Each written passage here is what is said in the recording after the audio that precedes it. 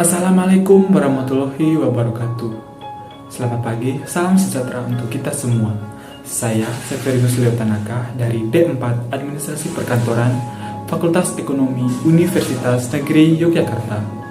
Kali ini saya akan membahas mengenai kode etik yang ada di suatu organisasi, yaitu PT Kereta Api Indonesia, atau seringkali disebut KAI. PT Kereta Api merupakan perusahaan milik pemerintah atau BUMN. Ini berorientasi di bagian transportasi. Kereta api sangat membantu masyarakat Indonesia dalam menempuh perjalanan jauh, di mana dengan kecepatan yang begitu tinggi, kereta api dapat menempuh dengan cepat. PT Kereta Api Indonesia harus benar-benar menyadari akan arti penting sumber daya manusia yang akan mempengaruhi sekali terhadap pelayanan jasa transportasi yang diberikan karyawan terhadap konsumer yang mampu mendukung aspek mutu atau kualitas pelayanan, ketetapan waktu, dan kenyamanan bagi konsumer kereta api. Dari latar belakang di atas, perlu diperhatikan yang dilakukan dalam suatu perusahaan atau organisasi. Saya mengambil salah satu contoh, yaitu PT Kereta Api Indonesia. Dengan bertugas, dapat menerapkan kode etik mereka dalam melaksanakan pekerjaan di suatu perusahaan, yaitu yang pertama, kode etika profesi. Penerapan kode etika profesi di suatu perusahaan etika profesi merupakan pernyataan-pernyataan yang menjelaskan mengenai arti baik dan buruk seseorang yang memiliki kemampuan dalam melaksanakan tanggung jawab profesinya. Di PT Kereta Api Indonesia, tentu saja menerapkan kode etik profesi, di mana seseorang petugas atau karyawan menerapkan kode etik profesi ini karena kode etik ini memiliki tujuan, yaitu yang pertama, standar-standar etika, menjalankan dan menetapkan tanggung jawab terhadap klien, institusi, dan masyarakat pada umumnya. Dan yang kedua, untuk meningkatkan mutu organisasi profesi. Yang ketiga, meningkatkan layanan atau keuntungan pribadi. Yang keempat, standar-standar etika merupakan dasar-dasar menjaga kelakuan dan integritas atau kejujuran dari tenaga ahli profesi. Yang berikut, yang kedua, penerapan sertifikasi profesi di perusahaan PT Kereta Api Indonesia. Sertifikasi profesi merupakan suatu sertifikasi yang dilakukan seseorang berdasarkan pengalaman kerja yang dilakukan di PT KAI. Dengan menggunakan sertifikasi ini, para karyawan dapat meningkatkan kepercayaan dirinya setelah melakukan pekerjaan dilakukannya di suatu perusahaan.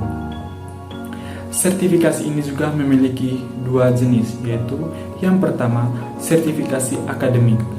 Dalam sertifikasi akademik ini, seseorang bisa mendapatkan sebuah gelar dari perusahaan menggunakan sertifikasi yang dapat bersandari di tempat kerja itu. Dan yang kedua, sertifikasi profesi ini merupakan suatu kelebihan dari orang tertentu untuk mendapatkan kinerja yang lebih bagus. Kita masuk ke sertifikasi yang ketiga, yaitu kode etik berpakaian. Di PT Kereta Api Indonesia, penerapan berpakaian di suatu perusahaan, salah satunya yaitu PT KAI, juga sangat penting bagi perusahaan tersebut. Menggunakan atau menerapkan pakaian yang sopan atau berpakaian seragam sesuai dengan perusahaan telah ditetapkan, maka penilaian masyarakat juga akan sangat terpengaruh dengan perusahaan itu sendiri. Berikut tata cara berpakaian di PT KAI, yaitu untuk pria dan wanita, celana yang dipakai yaitu celana biru tua dengan atasan kemeja lengan pendek warna putih, baju putih lengan pendek itu dimasukkan ke dalam celana panjang, dan wajib menggunakan ikat pinggang yang berlogo Wahana Daya Pertiwi. Yang keempat, penerapan etika berkomunikasi di PT KAI Indonesia. Penerapan etika komunikasi di suatu perusahaan sangatlah penting untuk mengetahui kualitas dan tindakan para pekerja di suatu usaha tersebut. Salah satunya yaitu di PT KAI, yang saat ini melayani masyarakat Indonesia dalam bertransportasi. Yang pertama, jaga ucapan. Dalam menjaga ucapan, kita di PT KAI ini juga akan nada hubungan dengan perasaan lawan bicara kita. Dengan menjaga ucapan kita, lawan bicara akan senang mendengar tata bicara kita yang baik dan sopan. Yang kedua, sopan santun tingkah laku yang baik di suatu perusahaan akan memberikan penilaian tersendiri dari rekan kerja kita atau para tamu yang berkunjung ke tempat kerja. Perhatikan juga cara komunikasi kita, tutur kata kita, juga menggunakan nama panggilan atau sebutannya dengan baik, serta memanggil orang tersebut dengan nada yang lembut. Yang kelima, penerapan etika makan di PT KAI. Etika makan merupakan cara makan kita pada bekerja di PT Kereta Api Indonesia atau dimanapun itu. Maka dari itu kita perlu menjaga etika dalam makan agar setiap orang menilai penerapan etika makan kita, apalagi di kantor. Dengan menerapkan etika makan yang baik, sopan, dan santun, orang akan menilai kita juga dengan baik. Yang keenam yaitu etika menerima tamu. Yang keenam yaitu etika menerima tamu di PT Kereta Api Indonesia.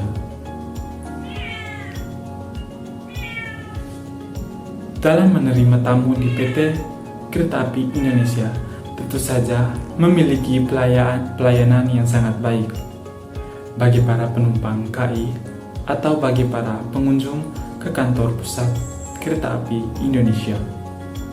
Dalam penerimaan tamu, ada beberapa hal yang perlu diperhatikan. Maka dari itu, berikut yang harus diperhatikan dalam menerima tamu. Yang pertama yaitu bila Anda sudah mempunyai janji dengan klien yang didatangi, maka Anda harus manajemen waktu sesuai dengan waktu yang ditetapkan. Dan bila Anda mempunyai tugas di luar kantor, mohon maaf kepada klien yang sudah ada janji untuk menunda waktu tersebut. Yang kedua, jika sang tamu masuk ke ruangan Anda, hendaknya berdiri sebagai Anda hormat kepada sang tamu. Yang ketujuh yaitu penerapan etika keprotokolan di PT Kereta Api Indonesia. Peran dan fungsi protokol juga menentukan keberhasilan kegiatan suatu PT Kereta Api Indonesia atau lembaga. Selain itu, perjanjian yaitu suatu yang tidak bakalan terbagi dari aktivitas perusahaan, menambah budaya kerja, terutama bagi penjabat. Perjanjian yang sangat dekat dengan tugas-tugas yaitu penunjang kepemimpinan di tingkat lokal maupun nasional.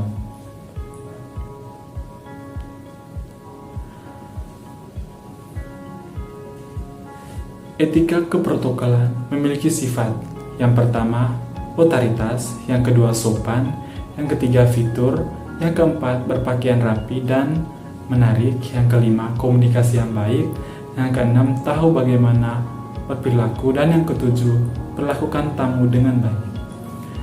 Berikut yang kedelapan, penerapan budaya kerja di PT Kereta Api Indonesia.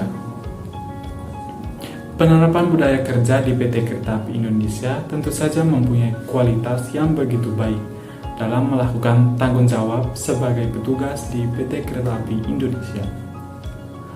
Penerapan budaya kerja dapat digolongkan menjadi dua unsur, yaitu yang pertama, tingkah laku dalam melakukan atau menyelesaikan tugas dan pekerjaan kita merupakan suatu sikap individu di mana dalam sikap individu ini melakukan dan berusaha agar kinerja kerjanya dengan baik. Yang kedua, perilaku dalam waktu bekerja. Perilaku dalam waktu bekerja ini dapat memberikan gambaran seseorang terhadap kemampuan dirinya terhadap kinerja yang dilakukannya untuk menyelesaikan tugasnya.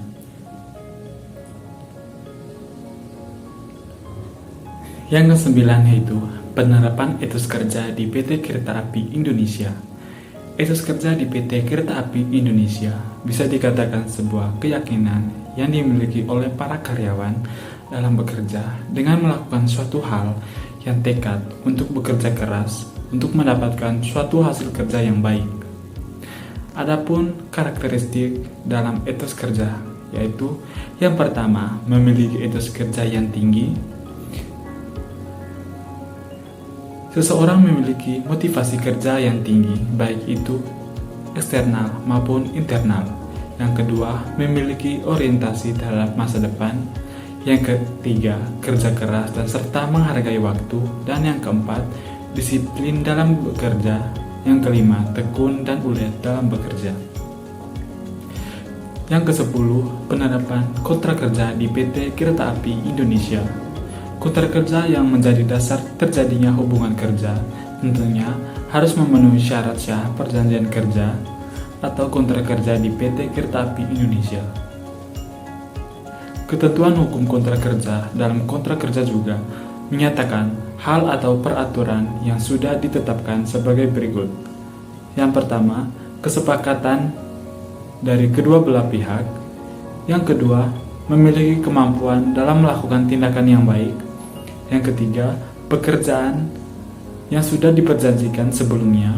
Dan yang keempat, untuk kontrak kerja yang sudah diperjanjikan oleh para kontrak kerja di perusahaan tersebut tidak akan bertentangan dengan peraturan perundang-undangan yang berlaku.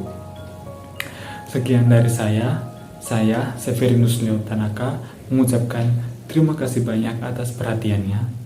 Saya pamit undur diri. Wassalamualaikum warahmatullahi wabarakatuh.